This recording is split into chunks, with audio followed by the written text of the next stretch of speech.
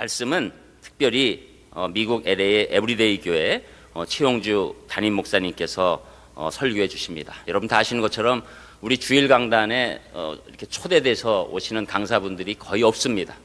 거의 제가 와서 지금 3년 좀 더 넘었는데 다 해서 지금 제 기억으로는 2분 서신 것 같은데, 우리 최 목사님께서는 한 2년 전에 그때 추석 기간이어서 그때 딴 데 가신 분들이 많아서 반 정도만 말씀 들으신 것 같은데 그때 큰 은혜가 있었습니다. 그래서 이번에도 선교차 오시는 과정 가운데서 저희가 초대를 하고 오늘 이렇게 귀한 말씀을 전해주시게 됐습니다. 이제 이 미국 에브리데이 처치는 우리 최용주 목사님과 한 30여 명 되는 교인들이 개척해서 개척 16년 만에 그 미국 LA에서 아주 가장 모범적이고 또 아주 영적으로 충만한 교회고, 또 하나님 수적으로도 붙여주셔서 이제 3,000명에 육박하는 아주 은혜가 넘치는, 그리고 하나님께서 귀히 쓰시는 아름다운 교회입니다. 이제 더 중요한 것은 저랑 최 목사님이랑 이 대학교 동창이고 절친이에요, 사실은. 그런데 이제 여러분 보시면 아시겠지만 이 인물이 저보다 이렇게 가까이 보시면 5살, 멀리서 보면 10살 밑으로 보입니다. 그건 무슨 말씀 드리려고 하냐면, 저도 젊었을 때는 저런 분위기가 있었다. 그래서 저를 너무 원래 부실한 사람으로 보시는 분들이 있는데 저도 괜찮았어요, 옛날에. 그래서 여러분 우리 최 목사님 나오실 때 여러분이 큰 환영의 박수도 해주시고, 또 우리는 하나님 높이고 우리 말씀이 하나님 말씀이 되기 위해서 모였고, 또 그래서 예배드리는 그 아름다운 자리이기 때문에 우리가 마음문을 활짝 열고 우리 최 목사님 환영하겠습니다. 우리 박수로 환영해 주시죠.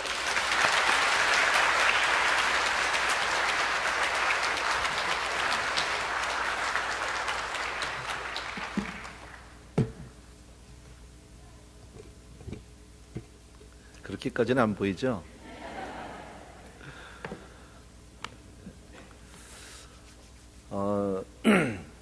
별로 강사를 안 세운다는데 그 짧은 기간 동안에 2번이나 쓰게 돼서 너무 죄송하고요. 싼 맛에 자꾸 불러나. 조 목사님은 저한테 너무 귀중한 소중한 친구예요. 정말 하나님이 주신 친구예요. 둘이 다 글쎄 목사가 정말 하나님의 은혜가 아니면 목사가 될 수 없는, 또 예전에 저희들이 친구를 만나고 함께 이제 그 대학을 다닐 때는 전혀 이런 분위기가 없었어요. 어쨌든 너무 감사하고, 하나님의 어떤 그 섭리 가운데서 하나님이 너무 좋은 친구를 저에게 허락해 주셔서 저는 사실 우리 조 목사님한테 늘 빚진 자예요. 정말 큰 은혜를 주신 게 뭐냐면 제 아내를 소개해 줬어요. 지금도 여기 지금 같이 와 있는데 내가 정말 그게 미스테리 중에 미스테리예요. 왜냐면 저렇게 이쁜 여자를 왜 지가 안 갖고 날 줬는지 나 그걸 모르겠어요.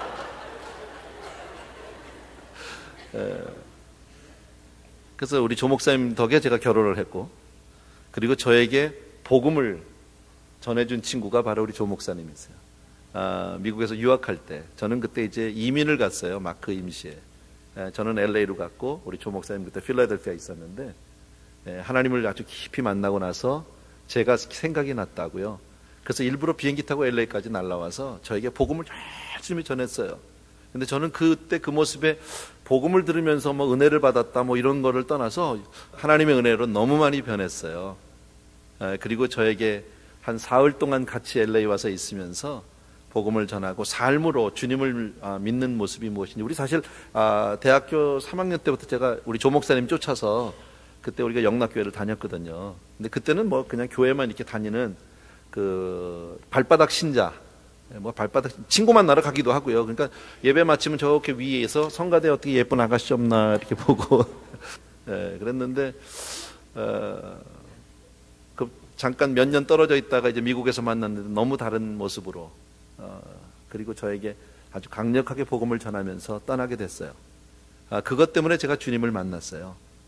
그 이후로 주님을 아주 그 인격적으로 제가 또 체험적으로 이렇게 만나게 된 것은 이제 조 목사님이 떠나고 난 얼마 뒤였었는데, 그리고 나서부터 계속해서 저를 위해서 기도해 주고요. 물론 목회는 제가 조금 먼저 시작을 했는데 사실은 저에게는 정말 은인과 같은 친구. 그래서 한국에 이렇게 가끔 제가 들리게 되는데, 교회 일로 들리게 되면 다른 사람은 못 만나도 조 목사님은 꼭 보고 가야 하는, 심지어 제가 이제 장모님이 계시는데 장모님을 못 만나도 조 목사님은 만나고 가야 되는 그런 친구예요. 어쨌든 개인적인 이야기가 길어서 너무 죄송했고요. 저는 오늘 여러분들이 너무 잘하는 말씀을 가지고 함께 좀 은혜를 나누고, 또 하나 우리 크리스찬으로서 우리가 좀 시대적인 어떤 그 사명감이 우리에게 있지 않는가. 저에게는 사실 조금 그 마음의 아픔이 있어요. 제 개인적인 아픔도 아니고 제가 그만한 위치도 되지 못하지만 시대적인 어떤 아픔이라고 얘기할까요? 기독교가 점점 그 빛을 발해가는 모습, 세상에서 어쩌면 많은 사람들의 관심에서 자꾸 제외돼가는 모습들.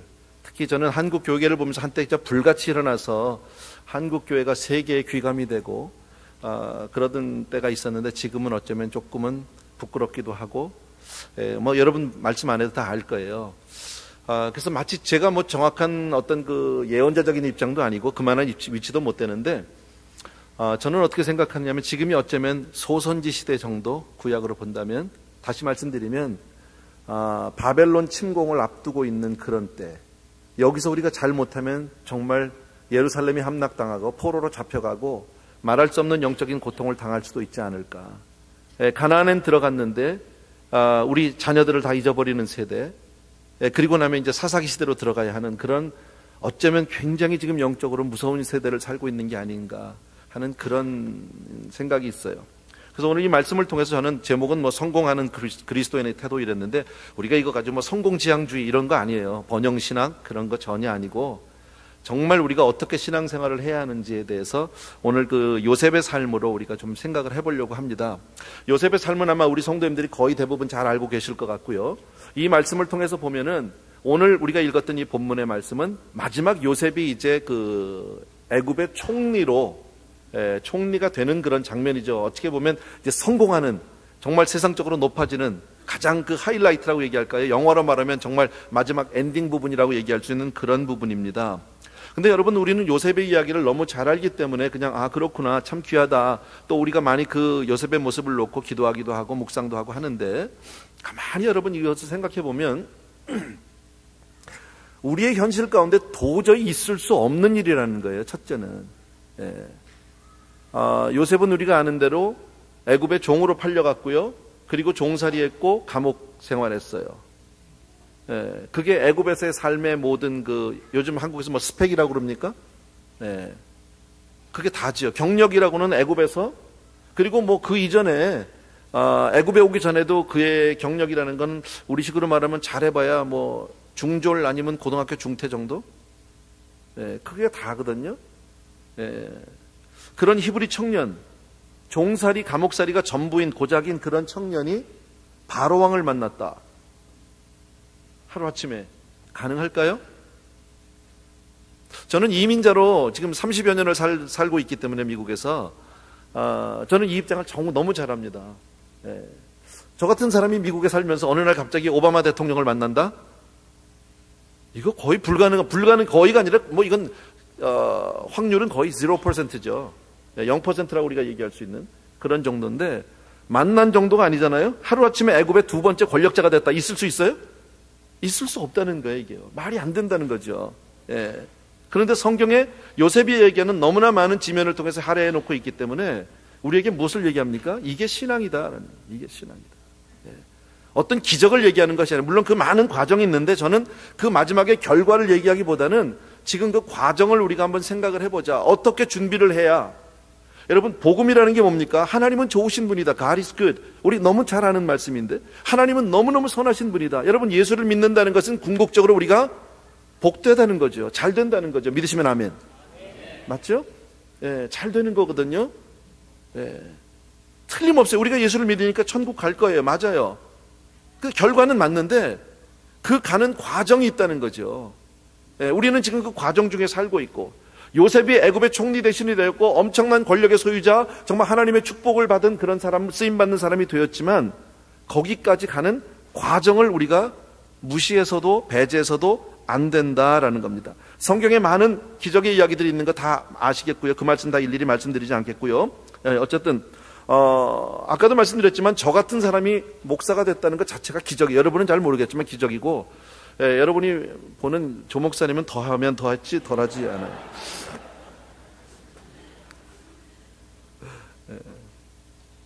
사실 우리 같은 사람들이 이렇게 하나님의 종으로 쓰임받는다 있을 수 없는 얘기예요. 저는 솔직히 제가 전도사로 처음 부름을 받고 나서 한 6개월을 자다 깨다 그랬어요. 밤에 혼자서 깨가지고서는 울기도 하고 웃기도 하고 너무 말이 안 돼서 어떻게 내가, 실제로 제가 교회 개척을 하고 나서 저를 아는 친구들 혹은 동창들이 가끔 LA를 오면요 방문을 합니다. 뭐 예수 믿는 친구들이 아니라 구경 오는 거죠. 진짠가 하고. 제가 작년 가을에 와서 이제 그 강남 쪽에 있는 그 몇몇 교회에서 집회를 한 적이 있었습니다. 제법 알려진 교회들이었었어요. 꽤 큰 교회인데 그때는 아마 그 강남 쪽에 있어서 그런지 저희 동창들이 응원단이 많이 왔었어요. 몇십 명이 저를 확인하러 왔어요.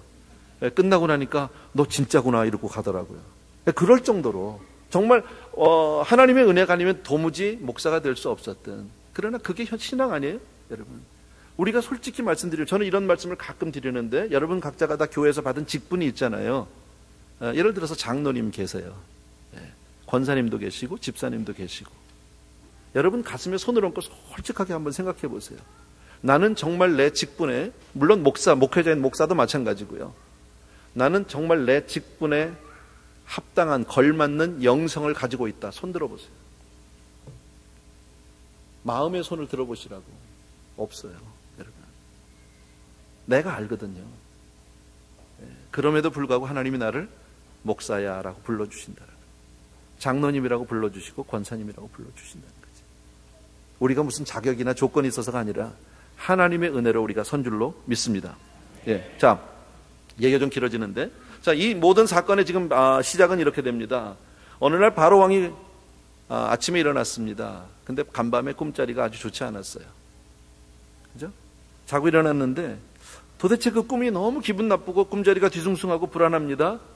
그래서 누군가에게 이 꿈을 해석하기 위해서 그 유명한 사람들을 다 부릅니다. 박사도 부르고 술객도 부르고 다 부르는데 아무도 그 문제를 해결을 못하죠. 그때 누군가가 요셉을 얘기해서 이제 요셉이 만나게 되잖아요. 사실 바로 왕, 예수 하나님을 알지도 못하는 사람의 꾼 꿈이 무슨 그렇게 대단한 일이겠느냐는 말이죠. 그죠? 그런데 이 사건 때문에 요셉이 요셉 되는 거잖아요. 그러니까 우리는요, 세상에서 벌어지는 많은 일들을 그렇게 가볍게 여길 수 없다라는 거죠. 때로는 우리는 신앙에만 집중하다 보니까 마치 세상과 신앙은 이원화시켜가지고 그건 그들만의 이야기고 우리는 우리의 얘기가 또 따로 있고 이렇게 생각하는데 그렇지가 않아요. 세상에서 벌어지는 어쩌면 우리와 전혀 상관없는 일이 어쩌면 그것이 하나님이 우리를 들어쓰는 일일지도 몰라요. 여러분, 지금 세상을 보면 어떻습니까? 전부 사람들이 낙심하고 있다라는 거죠. 슬퍼하고 있다라는 거죠. 앞날에 대한 미래를 바라보지 못하고 젊은이들이 방황하고 있다라는 거죠. 대학을 졸업하고 나서도 잡을 잡지 못해서, 직장을 얻지 못해서 그것 때문에 고민하는 청년 세대가 너무너무 많다라는 거죠. 또 노후를 걱정하고 있는 어르신들이 너무너무 많다는 거 우리는 잘 알잖아요. 어쩌면 우리가 신앙생활하는 우리 크리스찬들과 직접적인 연관이 없는 문제일 수도 있겠지만, 어떤 위정자의 문제일 수도 있겠지만, 요즘에 한참 떠드는 있죠. 경남기업 돌아가신 분요? 등등. 우리하고 아무 상관이 없지만, who knows? 혹시 이 일을 통해서 하나님이 쓰시고자 하는 한 믿음의 사람이 있을지도 모른다라는 거죠. 그 일에 하나님이 나를 부르실지도 모른다는 거죠. 여러분, 요셉이 그 일에 부름받게 될지 무슨 상관이, 바로 왕의 어젯밤의 꿈과 바로 이 요셉과 무슨 상관이 있습니까? 그러나 하나님은 그 일을 통해서 하나님의 영광을 드러내시는 줄로 믿습니다.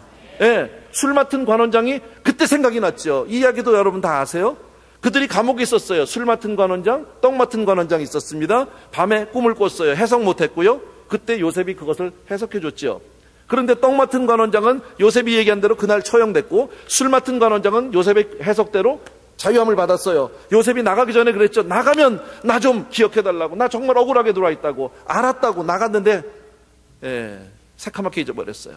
그리고 2년이 지났거든요. 인간적으로 생각하면 너무 분통 터질 일이고 정말 원망스러운 일이고 저주스러운 일일 수도 있겠지만, 요셉이 한 번도 그 일 가지고 화를 냈다, 억울했다, 가슴에 품고 칼을 갈았다, 이런 얘기가 없더라는 거죠. 2년 뒤 언제예요? 하나님이 그를 사용해서 요셉을 다시 불러주잖아요. 한번 따라합시다. 하나님의 방법은 사람이다.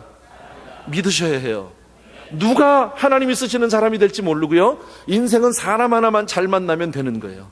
하나님이 보내주는 사람 만나면 내 인생이 달라질 수 있어요. 조 목사님 때문에 제가 목사 됐잖아요. 책임져야 돼, 자기는요. 네. 그렇지 않았으면 나 사업했을 거고요. 사업도 잘했을지 못했을지 모르지만 틀림없는 거는 내가 목사 안 됐으면 분명히 지금쯤요 위장약, 간장약 먹어가면서 어디서 아프고 있을 거예요. 매일 술 먹고. 그게 내 인생일 거라고요. 근데 하나님의 사람 한 사람이 와서 저라는 사람의 인생을 건져냈고 지금 우리 에브리데이 교회라는 교회가 있어요. LA 오시면 한번 오세요. 네, 너무 좋은 교회예요.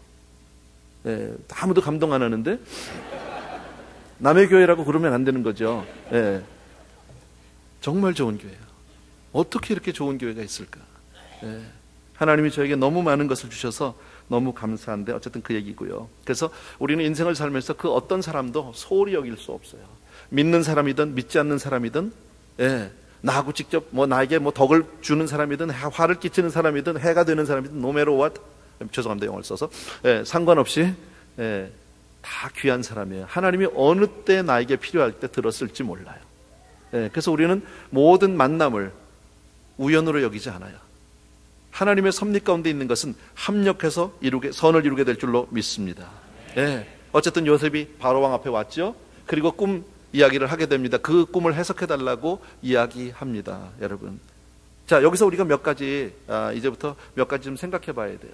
우리가 하는 대로 그 얘기를 왔을 때 네가 꿈은 좀 해석, 네가 그 일에는 좀 한 꿈 하는 사람이라면 이렇게 물어봤겠죠. 그때 예, 제가 좀 합니다. 혹시 이럴 수도 있는데 요셉이 어떻게 얘기합니까? 꿈을 해석하는 건 내게 있지 않다는 거예요. 그것은 성령께서 하시는 일이고 하나님께서 주시는 일이기 때문에 내가 하나님께 먼저 기도하겠다는 거죠. 이게 첫 번째 비밀이에요. 여러분, 이 세상 가운데 하나님 안에서 성공하는 사람의 첫 번째 특징이 뭐냐면 모든 인생에서 중요한 결정을 지어야 하는 그 순간에 모든 것을 하나님께 맡기는 사람이에요. 우리도 그렇게 해야죠. 우리는 대개 언제 기도하느냐면 일 저질러 놓고 안 되면 기도해요. 하기 전에 기도를 해야 하는데, 알기는요. 근데 하기 전에 기도했을 때 하나님이 어떤 금방 이렇게 가라 저렇게 가라 얘기를 안 해주시니까 우리가 경험이, 그러니까 일단은 해놓고 나서 안 되면 그냥 해결사로만 쓰신단 말이에요, 하나님을요. 근데 먼저 하나님께 모든 것을 맡기고 기도하는 그런 우리가 되어야 할 줄로 믿습니다. 그래서 범사에 하나님을 의지하고 성령님을 의지하는, 그리고 성령님의 음성에 순종하는 그런 것이 바로 성공하는 첫 번째 기준이다라는 겁니다. 그리고 나서 꿈을 해석하게 됩니다. 자, 아주 간단히 말씀드리면 바로왕이 꾼 꿈은 이런 거잖아요. 소 7마리 소, 살찐 소가 먼저 나오고요. 그 다음에 아주 파리한 소가 나오는데 처음에 7마리 소를 보니까 너무 아름다웠어요. 좋았어요. 뿌듯했어요. 근데 아주 피피 마르고 파리한 7소가 오더니 이 흉측한 소가 살찐 소를 다 잡아먹었다는 거. 아주 기분 나쁘죠. 그래서 자다 일어나서 이거 도대체 뭐지? 이러고 다시 잤단 말이에요. 그리고 다시 잠들었는데 이번에는 아주 그냥 실한 알곡이 있는 곡식 뭐라 그러나, 제가 농사 쪽을 약해서 어쨌든 곡식 단도 아니고 이삭, 오케이, you got it. 이삭 7개가 나왔는데 너무 잘 읽었어요. 아주 튼실하고 좋아요. 근데 잠시 후에 아주 파리하고 시들은 또 이삭이 7개가 나왔는데 그게 또 살찐 걸 먹어버렸단 말이에요. 기분 나쁘죠. 그 꿈이잖아요. 그리고 요셉을 부른 것은 해석해달라는 거잖아요. 해석해달라는 거. 요셉이 그것을 해석을 했어요. 예. 하나님이 이것을 보여준 것은 2개가 똑같은 꿈입니다. 똑같은 꿈인데 2번을 덮어 이렇게 꿈을 꾸게 하신 것은 반드시 되어질 일을 예언적으로 보여주신 겁니다. 그런데 처음에 나온 거 좋은 것들은 앞으로 이제 7년 동안 풍년이 있을 것이고, 그 뒤에 있는 그 아주 흉측한 것들은, 흉악한 것들은 그 다음에 흉년이 올 것이다. 풍년 바뀌었나요 제가 말을? Anyway, 풍년 7년, 그 다음에 흉년 7년. 예. 그러니까 앞으로 풍년 7년, 그 다음에 흉년 7년이 있을 겁니다. 그럼 해석한 거죠? 예. 근데 요셉이 거기서 멈추질 않았어요. 이게 참 놀라운 비밀이에요, 여러분. 요셉은 거기에다가 그것을, 그렇게 풍년, 흉년 이후에 이것을 어떻게 해결해 나가야 되는지 그 대안을 제시하고 있어요. 예. 이게 2번째 원리가 하나 있어요. 성공하는 사람의 또 하나의 특징은 바로 뭐냐면 시킨 것보다 조금 더 하는 거예요. 조금 더 하는 거예요. 무슨 말씀인지 아시겠어요? 이게 얼마나 중요한 원리인지 몰라요. 사실 요셉을 불러서 꿈을 해석해달라고 했으니까 꿈만 해몽해주면 되는 건데 요셉은 거기서 해몽이 아니라 해결책까지 제시하고 있더라는 거죠. 네. 여러분, 이게 우리 삶 가운데도 얼마든지 적용할 수 있어요. 직장 생활한다고 가정을 해봅시다. 네. 예를 들어서 9 to 5 미국식으로 아침 9시에 출근해서 오후 5시에 퇴근한다. 만약에 그런 직장으로 가정을 해보자고요. 아주 칼같이 9시에 딱 출근해가지고 칼같이 그냥 5시만 되면 딱 퇴근하고 만약에 직장 생활 그렇게 하면 그 사람은 그 직장에서 성공하기는 어려워. 그죠? 그 직장에서 내가 좀 성공하려면 남보다 조금 일찍 가야 되고요. 때로는 조금 늦게 퇴근할 수도 있고 야근도 할 수 있어야 돼요. 내 삶 가운데 희생하지 않으면 절대 성공할 수 없다라는 거예요. 조금 더 하는 거예요. 교회에서 봉사도 마찬가지예요. 난 여러분 아까 제가 아침에 들어오는데 보니까 된장국 냄새가 촥 나더라고요. 예, 오늘 좀 맛볼 수 있을 것 같은데 제가. 난 여러분 주방에 들어가 보지 잘 모르겠지만 되게 일반적으로 저희 교회도 많이 먹여요. 예, 주일날마다 우리 밥을 먹이는데 한 3,500그릇 정도 먹어요. 2그릇씩 먹는지 잘 모르겠는데 맛있어요. 근데 이제 그걸 다 봉사하잖아요. 성도님들 돌아가면서 이제 봉사를 하게 되는데 보면 봉사하는데도 어떤 사람은 자기 봉사만 딱 하고 손 다다닥 씻고 나가는 사람이 있는가 하면 나중에 가보면 다 갔는데도 뒷정리하느라고 뒷설거지 다 하는 분들이 또 낮아서 분명히 있어요. 한두 사람이. 그러면 그때 딱 보면 그 사람이 진짜 일꾼인 거야. 그 사람이 정말 봉사 다 한 것 같아. 근데 사실 그 남보다 조금 더 하는 게 얼마나 시간이 많이 걸립니까? 뭐 하루 이틀 더 하는 겁니까? 아니거든요.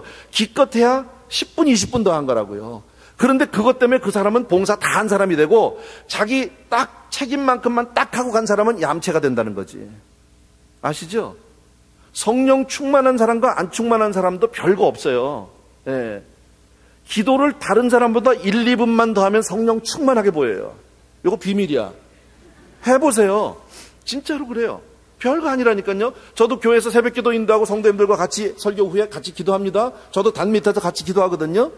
예, 근데 보면 대부분 성도님들이요, 그저 10분에서 20분 사이에 다 나가요. 예. 그러면 거기서 20분 나간 다음에 1, 2분만 더 버텼다 나가면 성령 충만해 보여. 그러니까 남보다 조금만 더 하는 거예요. 그러니까 성공하는 사람의 특징은 조금 더 하는 거예요. 그러니까 성경 말씀에 뭐라고 얘기합니까? 오리를 가자고 하면 심리 가주라는 거 아니에요. 그것 때문에 내가 내 삶에 그렇게 큰 지장이 없다는 거예요. 그것 때문에 내가 죽고 사는 게 아니라는 거죠. 예, 요셉이 그것을 너무너무 잘한 사람이에요. 요셉은 어떻게 했느냐면 분명히 꿈을 해석해달라고 했으니까 꿈만 해석하면 되는 거죠. 그런데 요셉이 꿈만 해석해주면 그 다음에 어떡하라고. 그러니까 우리가 회의를 하거나 어떤 모임 가운데서 어떤 문제를 놓고 같이 의견을 나눌 때 그 문제에 대해서 잘 파악하고 분석하고 뭐 거기에 대해 비판하고 이런 사람들은 참 많아요. 그런데 대안이 없이 분석하고 비판만 하면 아무 도움이 되지 않아요. 그러니까 차라리 대안을 제시하지 못할 바에는 비판하지 말라는 거예요. 근데 많은 사람들은 어디까지만 합니까? 비판만 합니다. 세상도 마찬가지 아닙니까? 신문이나 뉴스를 통해서 많은 이야기들을 우리가 보게 될 때 다 이렇고 저렇고. 제가 한국 올 때마다 느끼는 게 뭔지 아십니까? 한국에 사는 특히 택시 운전기사는 너무 똑똑한 거예요. 예, 모르는 게 없어요. 정치, 사회, 경제 분야에서 모든 면에서 아주 해박해. 그리고 다 자기가 잘해. 그 사람이 대통령 하면 다 잘할 것 같아. 일반적으로 한국 사람들이 똑똑해요. 그렇게. 근데요, 막상 그 자리에 앉아보면 할 수 있을까요? 아니요. 옆에서 훈수 두는 건 누구나 잘할 수 있어요. 근데 막상 내가 그 자리에 앉아보면 그건 쉬운 일이 아니거든요. 근데 우리는 조금 더 나가서 해결할 수 있는 거기까지 가야 한다는 거죠. 남보다 조금 더 고민하고 하나님께 지혜를 구해서 정말 도움을 주는 사람이 되어야 할 줄로 믿습니다. 그래서 요셉이 뭘 얘기합니까? 명철하고 앞으로 풍년 7년 그리고 흉년 7년이 오게 되는데 어떻게 해야 되냐면 명철하고 지혜 있고 그런 사람을 택해서 애굽 땅을 치리하게 하세요. 그리고 또 하나는 그리고 잘 될 때 풍년에 20%를 모아서 따로 좀 모아놓으세요. 거둬서. 이게 요셉이 제안한 그러니까 대안입니다. 다시 한번 말씀드리는데 명철하고 지혜 있는 사람을 택하래요. 그러니까 뭐예요? 결국은 제가 아까 말씀드렸죠? 하나님의 방법이 뭐예요? 사람이라니까요. 한 사람이 얼마나 중요한지 몰라요. 여러분. 교회, 좋은 교회, 나쁜 교회가 별거 아니에요. 여러분이 좋으면 좋은 사람이에요. 좋은 교회예요. 여러분 한 사람 한 사람 성령 충만하면 성령 충만한 교회예요. 그렇잖아요. 사람이죠. 건물 때문에 성령 충만해지는 거 아니잖아요. 교회는 사이즈가 말해주는 거, 물론 규모도 우리가 무시할 수는 없겠지만 그거 자체가 그렇게 큰 우리에게 영향력을 미치지는 않아요. 사회적으로요. 지금 왜 세상에서 크리스찬들이 외면을 당합니까? 지금 특히나 한국 사회에서 왜 교계가 점점 힘을 잃어갑니까? 이유가 뭡니까? 한국 초대교회 하면 어떻습니까? 정말 작은 수의 크리스찬들이 있었지만 그때는 세상의 소망이었었어요. 정말 소외된 자들, 가난한 자들, 상처받은 자들의 위로를 받을 것이 바로 교회였었어요. 그래서 정말 힘들면 안 믿는 사람들도 교회 가라고 했잖아요. 도움이 필요한 사람 있으면 교회 가라고 밀어줬잖아요. 그게 우리 한국 교회인데 지금은 어떻습니까? 믿는 사람들조차도 교회를 떠나는 형편이 됐다라는 거죠. 왜 그럴까요? 우리가 세상에 빛이 되어주지 못하는 거예요. 도움이 되어주지 못하는 거예요. 다시 말씀드리면 경건의 모양은 있는데 알맹이가 없는 거예요, 우리에게. 정말 이 시대는 우리가 어떻게 해야 되냐, 큰 능력이 필요한 게 아닙니다. 대회가 필요한 게 아닙니다. 뭐야라, 100만 대회. 이게 중요한 게 아닙니다. 정말, 아까 기도하시는데, 진복이라는 얘기를 하시더라고요. 아까 기도하시는 분이요. 그렇게 우리에게 익숙한 단어는 아닌데, 진짜 복이라는 뜻이 아닐까요? 조 목사님이 가끔 그 단어를 잘 쓰는 거 제가 알거든요. 왜 우리가 진짜라는 얘기를 합니까? 그만큼 진짜가 없으니까요. 우리 한 사람 한 사람이 정말 신실하고 정말 하나님 앞에 경건한 크리스찬이 되면 세상은 변하는 거예요. 하나님은 세상이 흑암이 어두울수록 우리가 빛이 되고 소금이 되어달라고 우리에게 말씀하고 있다는 거예요. 소금은 녹아줘야 되는 거고 빛은 자기를 태워야 되는 거 아니에요? 그런데 우리 요즘의 크리스찬들이 희생이 없어요. 교회가 희생 안 해요. 자기만 그냥 나만 해서 교회를 키우고 그냥 멋있게만 하고 목사들은 마치 무슨 스타같이 나타나고 이건 좋은 게 아니라는 거죠. 그래서 힘을 잃는 거예요. 그러니까 세상 사람들이 너희끼리 놀아라 이렇게 되는 거죠. 자, 예수 믿는 것들 그리고 끝나버린다는 거죠. 그들에게 아무런 도움을 주지 못하고 있으니까. 다시 한번 말씀드리는데 하나님의 방법은 사람이에요. 나는 저와 여러분이 그런 한 사람이 되길 주의 이름으로 축복합니다. 또 하나, 풍년 때 20%만 모아서 거두어 달래요. 여러분, 잘 될 때 여유 있을 때 흥청망청하지 말라는 뜻이겠죠. 그죠? 이건 너무 잘하는데 한국 사회는 조금 이거 우리 생각해 봐야 돼요. 제가 여러분이 일일이 지갑이나 여러분의 경제생활을 제가 타치할 수 있는 것도 아니고 모르겠지만 와서 보면 제가 참 이해 안 되는 거 가운데 하나가 뭐냐면요. 저는 때로는 밖에서 보는 사람이 더 잘 볼 수가 있거든요. 제가 애국자도 아니고요. 한국에 대해서 애틋한 마음이 있는 사람도 솔직히 아닙니다. 한국 사람이지만. 그런데 바깥에 나가서 살다 보니까 내 나라가 잘 살면 좋은 거예요. 이젠 좀 힘이 나요. 요새 여러분 아시겠지만 TV 이런 거는요. 삼성, LG가 최고거든요. 그거 정말 사고 싶은데 우린 돈이 없어서 못 사요. 그래서 할 수 없이 미제도 사고 이러죠. 자동차? 한국 차가 얼마나 좋은지 몰라요. 저도 한국 차를 조금 낮게 봤었어요. 근데 얼마 전에 제가 차를 하나 바꿨거든요. 한국 차로. 현대차로 바꿨는데, 이게 장난이 아니야, 이게.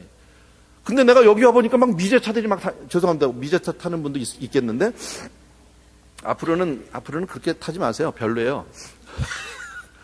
별로 안 좋아요. 한국 차가 훨씬 좋아요. 그만큼 위상이 좋아졌어요. 그리고 조 목사님하고 얘기했지만요. 삼성 전화 이런 거 세계 최고 아닙니까? 조그만 나라에 정말 그 조그만 나라에서 애플하고 삼성이 서로 견주고 있다. 1, 2위를 다투고 이것만 해도 대단한 거예요. 어쨌든 내 나라가 잘 사니까 나는 얼마나 좋은지 모르는데 와서 보면 많은 분들이 잘 살고 여유가 있고 좋아져서 많이 발전되고 너무 좋아요. 그런데 다 못 살겠대요. 그게 제가 잘 이해가 안 돼요. 잘 사는데 우리보다 훨씬 돈이 많은 것 같은데 더 여유롭게 사는 것 같은데 놀러 다니는 사람이 얼마나 많은지 몰라요. 제가 토요일날 어제 오후에 이쪽 수원으로 왔는데요. 토요일날 오면 우리는 차가 없어요, 길에. 근데 놀러 가느라고 차가 너무 많아서 트래픽이 얼마나 심한지 몰라. 그렇게 놀러 다닌다는 얘기면 먹고 살만 하다는 얘기 아니야? 그런데 이럴 때 비축해 놓지 않으면 안 된다. 저는 이렇게도 해석합니다. 20%를 따로 모아놓으라고 그러잖아요. 여러분 삶 가운데 꼭 저축하는 사람이 되길 바랍니다. 저축 꼭 하십시오. 풍년과 흉년의 차이는 불과 20%예요. 큰 게 아니에요. 그 20% 때문에 중내산해하고 있는데 미리 알아서 비축해 놓으면 내 삶 가운데 크게 흔들릴 일이 없다라는 겁니다. 또 하나는 7년 풍년 다음에 7년 흉년이잖아요. 예, 영원한 풍년도 없고 영원한 흉년도 없어요. 영원히 잘 사는 사람도 없고요. 영원히 죽으려는 법도 없어요. 내가 아주 짤막한 이야기를 통해서 내 삶 가운데 뭐 정확한 비유는 아닐지 모르지만 인생을 봤어요. 제가 한 몇 년 전에 제가 미얀마로 선교를 다녀왔습니다. 성도님들하고요. 그 사역을 다 마치고 나서 이제 비행기를 타고 돌아오는 길이었었어요. 인천공항에서 이제 보딩 패스를 받았습니다. 여러 성도님들하고 받았는데 딱 이제 비행기 표를 딱 보니까 보딩 패스를 보니까 이제 이카노미잖아요. 이거 뭐 이카노미 중인데 내 자리는 앞자리더라고. 그 이카노미에서 앞자리, 무슨 뭐 비즈니스 이런 거 말고 이카노미에서 앞자리. 그런데 우리 장로님 몇 번이세요? 이렇게 보니까 장로님 저보다 한 대줄 뒤더라고. 예. 그리고 또 집사님은 더 뒤더라고. 근데 이상하게 사람이 거기서 약간 살짝 교만이 서더라고. 그래서 이 끝발을 역시 좀 알아보는 게 아닌가? 예. 비행기에 서서 어떻게 알았지? 그랬더니 목사, 장로, 집사 순으로 이렇게 비행기. 사실 똑같은 이카노미인데 왜 그 앞자리는 나는 조금 그런 게 교만이 들어가는지 몰라요? 그래서 은근히 조금 뻐기면서 이제 탔어. 그 감사. 이러고 있었어요. 그리고 비행기가 뜨면서요. 뜸과 동시에 내가 얼마나 후회스러웠는지 몰라요. 그때 여름이라 굉장히 비행기 편이 복잡할 때 특별기 편으로 왔어요. 뭐 따로 하나만 이제 그 추가로 이렇게 집어넣나 봐요. 그 비행기가 그렇게 썩 좋진 않았는데 그 큰 비행기가 아닌데 거기가 그 이 앞자리 있잖아요. 그 벽 있는데 내 주변에 애기만 셋인 거야. 돌겠더라고 이거 정말로요. 이놈 울고 저놈 울고 그냥 엄마들이 일어나서 이러는데 뭐 어쩔 수도 없고 몸은 옴짝살짝 못하고 그때 얼마나 장로님이 부러운지 앞에 앉은 게 절대 좋은 게 아니더라고요. 해보니까 그렇게 제가 10시간이 넘게 이제 LA까지 갔는데 그래도 하나네가 위로받을 수 있는 거면 먼저 나간다는 거지. 장로님보다 내가 먼저 나간다. 그래서 뒤도 안 보고 나갔습니다. 그냥 백팩 메고서는 막 갔어요. 그러다 쫙 나가는데 이제 들어가면 LA 공항에 들어가면 이제 그 이민 그 데스크가 있잖아요. 쫙 보니까 여기가 짧아. 그래서 쫙 섰습니다. 그래서 뒤를 다 줄 서고 나서 딱 보니까 아직 장로님 나오지도 않았어. 한참 있다 보니까 장로님 나오고 목사님 벌써 쓰셨네. 그래서 예 장로님도 알아서 쓰십시오. 좋은데 이렇게 딱 섰는데 장로님 저기 가서 쓰더라고. 딴 줄에 가서요. 그래서 난 이제 내 앞줄 이렇게 별로 길질 않아. 근데요 내 줄이 맥혔어.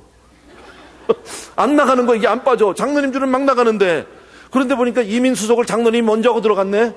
난 아직 이민 심사관도 못 만났는데 얼마나 속상합니까? 또 뒤쳐졌잖아요. 그 다음에 이제 가보니까 짐 찾으러 배기지 클레임을 갔더니 장로님이 거기 딱 가서 짐 기다리고 있는데 목사님 짐 먼저 나왔더라고. 할렐루야. 그 짐 딱 잡고 장로님 먼저 가겠습니다. 나왔어요. 그리고 나가니까 우리 교회 집사님이 나와서 목사님 오셨냐고. 그래서 제가 모셔다 드릴게요. 우리 같은 동네 살거든요. 그래서 오케이. 그래서 기다렸어요. 결국 다 나올 때까지. even. 내가 별 얘기 아니지만 제가 그걸 보면서 인생이라는 게 이런 거지. 내가 남보다 앞서면 얼마나 앞서고 처지면 얼마나 처진다. 그게 뭐게 대단한 거라고. 그잖아요. 사람들은 별거 아닌데 그 조금 남보다 몇 발자국 앞서 있는 거, 조금 앞서 있는 것 가지고 얼마나 교만하고 거기서 큰 의미를 두려고 하는지 모르지만 그것은 우리에게 이렇게 큰 문제가 되지를 않는다라는 거예요, 여러분. 어쨌든 요셉이 이런 해석을 해줄 때 성경을 통해서 보면 오늘 그 본문을 읽진 않았는데요. 모든 그 애굽의 바로 왕과 모든 사람들이 다 좋아해요. 다 좋아했어요. 너무 기뻐했다고 성경이 그렇게 말합니다. 성공하는 사람의 또 다른 특징이에요. 이것이요, 여러분. 성공하는 사람, 세상에 소망과 기쁨을 주는 사람이 돼요, 여러분. 저와 여러분이요, 세상에 대해서 비판하고 욕하지 마세요. 그들에게 소망을 주세요, 여러분. 그리고 그들이 마음 가운데 정말 기쁨을 가질 수 있도록 도와주세요. 그게 우리가 해야 할 일인 거예요, 여러분. 결정적인 얘기를 조금 하고 제가 마칠게요. 아주 중요한, 저한테는 굉장히 중요했어요, 여러분. 우리가 요셉의 삶을 잘 알지만 종살이, 긴 세월 동안의 종살이가 있었고 감옥살이가 있었어요. 죄송해요. 제가 감기가 좀 들어있어서 이래서 죄송합니다. 근데 그 긴 시간 동안에 저는 입장을 바꿔놓고 생각해 봤어요. 제가 만약에 그런 입장이라면 형들에게 도시락 가지고 형들에게 심부름 갔다가 거기서 이유도 모르게 영문도 모르게 미움을 당하고 그리고 팔려가는 거 아니에요. 죽을 뻔하다가 그것도 뭐 구사일생으로 살아서 팔려가게 됐단 말이죠. 그리고 애굽에 보디발의 집까지 가서 종살이를 합니다. 여러분 같으면, 여러분이 그 입장이라면 어떻게 하실래요? 그때 어떨 것 같으세요? 저라면 그 많은 과정 속에서 뭐가 잘못됐다고, 나는 이런 사람이 아니라고, 우리 집에 전화 좀 해달라고, 우리 집에 뭐 연락 좀 해달라고, 우리 아버지가 그래도 나를 제일 사랑하는데 그냥 돈이 얼마가 든지 우리 아버지는 다 갚아주실 거라고, 줄 거라고, 걱정하지 말라고 보내달라고 막 그럴 거 아닙니까? 아마 보디발의 집에 가서도 그랬을 거예요. 이건 뭔가 잘못됐다고, 내가 원래 여기 올 사람이 아니라고, 우리 집이 그래도 가문이 우리 집 아주 대단한 가문인데 그 집에서 우리 아버지가 나를 제일 사랑하고, 우리 할아버지가, 증조 할아버지가 우리 저 아브라함이시고 이삭이고 야곱이고 뭐 별 얘기를 다 하면서 나는 아니라고만, 나는 이런데 지금 종살이 할 사람이 아니라고 이렇지 않았겠냐고요. 근데 어디 가서 얘기해요? 애굽이잖아, 애굽. 알아들을 수가 있어야지. 그죠? 종이라고 하나 왔는데 막 떠들고 자기 입장하고 나 아니라고 막 몸부림치면 그 다음에 뭐에 매 맞는 것밖에 더 있겠어요? 아마 그랬을 거예요.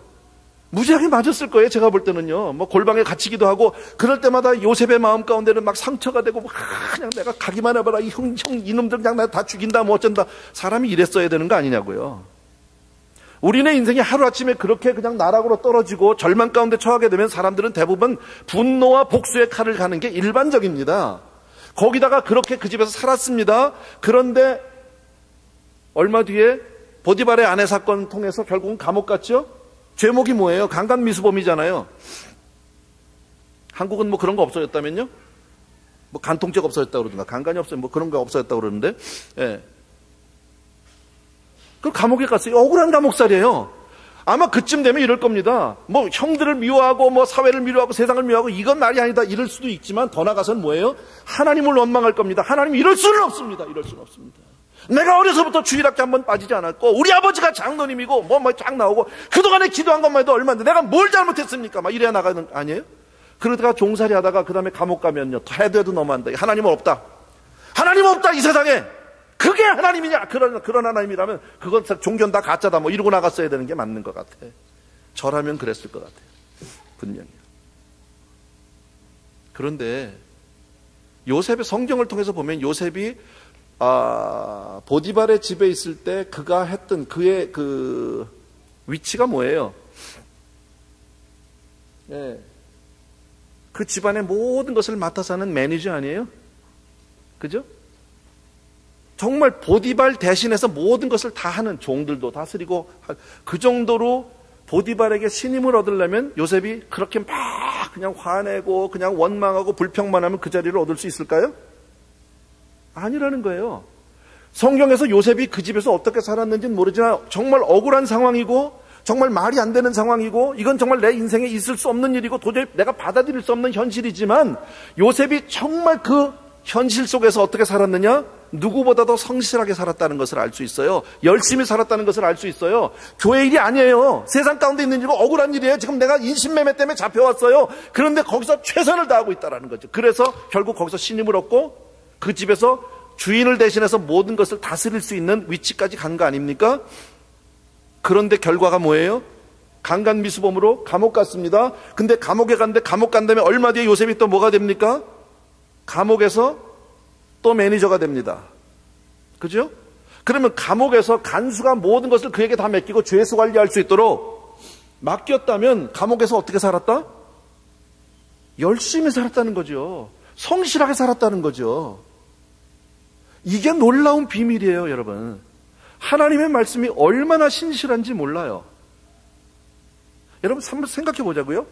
너희가 적은 일에 충성할 때 하나님은 뭘 맡겨요? 예? 안 해봤어요? 작은 일을 잘하면 큰 일도 맡기신다는 거잖아. 성경 말씀이죠. 믿으세요? 예. 네. 근데 그 말씀에 산 증인이 요셉이에요. 보디발의 집, 큰 집이겠죠. 유명한 사람이니까. 그죠? 환관장이니까 장군인가요? 네, 어쨌든. 큰 사람 아닙니까? 큰 집이니까 여러 사람이 있겠죠. 거기서 열심히 했어요. 그 일을 맡은 거예요. 그런데 숫자로 보면 보디발의 집하고 감옥하고 어디가 더 많을까요? 감옥을 안 가봐서 그러는데 여러분들이, 제가 가보니까 감옥이 훨씬 많더라고, 사람이. 그러니까 더 큰 일로 간 거예요. 더 큰 일로 갔는데, 보디발의 집에서 정말 외국인 히브리 청년이 와서 애굽 사람들, 종들을 다 다스리고, 또 종들이니까 여러 국적 사람들이 있지 않았겠습니까? 그죠? 그 주인 또 비유도 맞춰야 되고, 뭐 여러 가지 했어요. 그것도 참 어려워요. 사실 세상에서 우리가 살면서 많은 일들이 있지만 어렵다 해도요, 인사 관리만큼 어려운 게 없어요. 사람만큼. 예. 제가 목회해보니까 알겠더라고요. 참 힘들어. 예. 행복한데, 저는 정말 목회가 잘 되는 사람이에요. 여러분 잘 모르지만, 이제 뻥치는 게 아니라 진짜로 그래요. 예. 정말 목회가 행복한 사람인데도요, 인간들이 징그러워가지고. 예. 나는 별하별 꼴을 다 보고 사니까. 근데 그러면서 누가 변하냐면 제가 변해요. 사람을 통해서. 근데 요셉이 그렇게 힘들다가 감옥에 가니까 여기 감옥에 온 것들은요, 이건 이루 말할 수가 없어요. 정말요, 다 성질이 다 지랄 같은. 용서하십시오. 예. 그런 사람들이에요. 근데 이것도 숫자도 엄청 많고요. 뭐 성격들은 불같고요. 어쩌면 막 뒤집어 엎고 막, 뭐 이런 사람들 아니에요? 그 가운데서 충성을 다하니까 어디를 맡겼어? 애굽을 맡기는 거야. 하나님의 말씀이 그대로 보여지고 있지 않냔 말이죠. 남의 이야기지만 한순간에 이루어진 건 아니지만 그 긴 시간 동안에 더더욱이나 놀라운 것은 저는 이민자로서 제가 아주 이거 정말 저게 회개하면서 제가 느낀 게 뭐냐면요. 나중에 형들하고 만나는 장면 나오죠. 그 곡식 때문에. 근데 성경을 보면 그때 형들은 요셉을 못 알아보고 요셉은 형들을 알아봤어요. 그런데 그 형들과 요셉 사이의 대화가 히브리어로 했을까요? 애굽어로 했을까요? 예? 그걸 뭐 어렵게 생각하세요? 그럼 모르세요? 예. 여러분이 만약에 미국 가서 미국의 이 총리가 없지만 미국의 부통령을 만나면 여러분들은 한국말로 합니까? 영어로 합니까? 영어로 하죠. 나는 안 돼도 통역을 세울 거 아닙니까? 그러니까 성경 보니까 통역관을 통해서 이야기했다는 거예요. 애굽어로. 근데 부통령, 총리 정도의 영어를 하려면 여러분들 영어 잘하시잖아요. 그죠? 예, 총리 정도가 하는 영어를 영어라고 그럽시다. 애굽어 대신에 하는 사람이 Hey man 이러고 나갈까요? 말 한마디를 해도 Would you kindly 뭐 이렇게 나가야 되는 거 아니에요? 그러면 애굽어를 전혀 몰랐던 요셉이 언제 그렇게 애굽어를 배웠냐는 거예요. 뭐 가정교사가 있었습니까?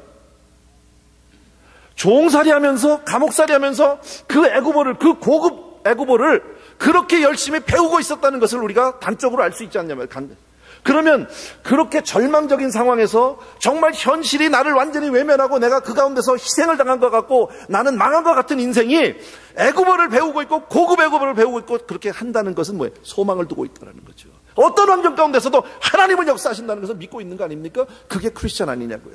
우리는 세상을 향해서 비판하고 비관하고 절망할 것이 아니라 세상 가운데서 역사하시는 하나님을 바라봐야 할 줄로 믿습니다. 그게 우리가 해야 할 일이죠. 우리 크리스천 한 사람 한 사람이 그런 마음을 가지고 살면, 제가 이 정도라고 정리할게요. 뭐 끝도 없겠지만 하려면, 예. 정리하면 아까 그랬죠. 가장 인생의 중요한 순간순간에 내가 무언가를 결정하고 무언가를 해결해야 될 때 가장 먼저 하나님을 앞세우는 사람이 되어야 된다. 먼저 하나님께 잠깐 엎드려 기도하고 하나님께 의견을 구하고 나가는 사람이 되길 주의 이름으로 축원합니다. 그 이야기는 뭡니까? 내 삶 가운데서 항상 하나님 제일주의로 살아가라. 무슨 일이 있어도. 그 다음에 두 번째가 뭐예요? 남보다 조금 더 희생해라. 이거 조금 더. 많이도 아니고 그저 10%만 더하면, 조금만 더하면 되는 거예요. 1, 2분만 더하면 성령 충만한 사람으로 보인다. 아시겠습니까? 예. 그리고 나서 또 그 다음에 얘기가 아까 제가 무슨 말씀드렸죠? 성공하는 사람은 세상에 소망을 주는 사람이다. 그리고 하나님의 방법은 사람이다. 뭐 많은 이야기를 했는데, 그리고 잘 될 때 조금 저축해라. 풍년과 흉년, 영원한 풍년도 없고 영원한 흉년도 없다. 걱정하지 마라. 하나님이 회복해 주시면 된다. 그리고 어떤 환경도 하나님은 그 환경을 통해서 나를 변화시키고 있다는 사실을 믿으셔야 합니다. 아멘. 예. 인생이요, 조금 지금 뭐 좋은 학교 들어갔다고, 좋죠. 너무 감사하죠. 근데 인생은 성적순이 아니야. 우리가 살아보니까요. 그죠? 그걸대로 사는 게 아니라고. 예, 얼굴이 이쁘다고 더 잘 사는 것도 아니더라고 보니까요. 안 그래요? 살아보니까요. 이쁘면 좋지요. 건강하고 좀 좋죠. 요즘에 얼마나 세상이 전부 육적으로 돼갑니까? 그냥 뭐 몸짱 무슨 짱 해가지고 그러고 사는데 좋은 거예요. 그 나쁘다고 생각하지 않아요. 그러나 영원하지 않아요. 영원하지 않아요. 예. 내가 아무리 이뻐가지고 내가 혼자서 정말 뭐 신데렐라를 하면 뭐 합니까? 내가 몇 년 지나면 딴 애가 또 하는데 나는 가는데, 그죠? 우리는 헛된 영광에 사로잡히는 사람이 아니라는 거죠. 하나님의 놀라운 경륜과 섭리 가운데서 저와 여러분을 지금 이 자리에 있게 하신 줄로 믿습니다. 그리고 여기서 최선을 다하는 거예요. 성실하게 하는 거예요. 교회 일만 하는 것이 아니라 세상에 나가서도 정말 크리스천으로서 그렇게 사는 거예요. 예? 그래서 정말 내가 신실하게 열심히 살면 하나님은 더 큰 자리를 옮겨주시는 거예요. 예? 우리가 큰 일을 위해서 하는 것이 아니라 그게 내가 해야 할 일이니까, 그게 크리스천이니까. 우리의 삶의 인생의 결국을 우리가 이 땅에서 보자는 것이 아니잖아요. 하나님 앞에 가서 보자는 거 아닙니까? 여러분, 세상 가운데 조금 무시당하면 어떻습니까? 세상 가운데 내가 조금 손해보면 어떻습니까? 신실하신 하나님, 공의로우신 하나님이 다 갚아주실 줄로 믿습니다. 네, 꼭 믿으시고요. 그렇게 정말 진짜 크리스천이 되기를, 정말 경건한 사람, 거룩한 사람, 신실한 사람이 되는 저와 여러분 되길 주의 이름으로 축원합니다. 기도할게요. 참으로 고마우신 우리 아버지 하나님, 오늘 귀한 성도님들과의 만남을 주셨고 말씀을 통해서 함께 정말 주의 음성을 듣습니다. 아버지 하나님, 하나님의 마음이 우리의 마음 되게 하여 주시기 원하고 하나님의 생각이 우리의 생각 되게 하여 주셔서 세상 가운데 발을 붙이고 이 땅에 살지만 하나님 하늘 소망으로 하나님의 영광으로 살아가는 우리 성도님들 다 되어줄 수 있도록 축복하여 주시옵소서. 예수님의 이름으로 기도합니다.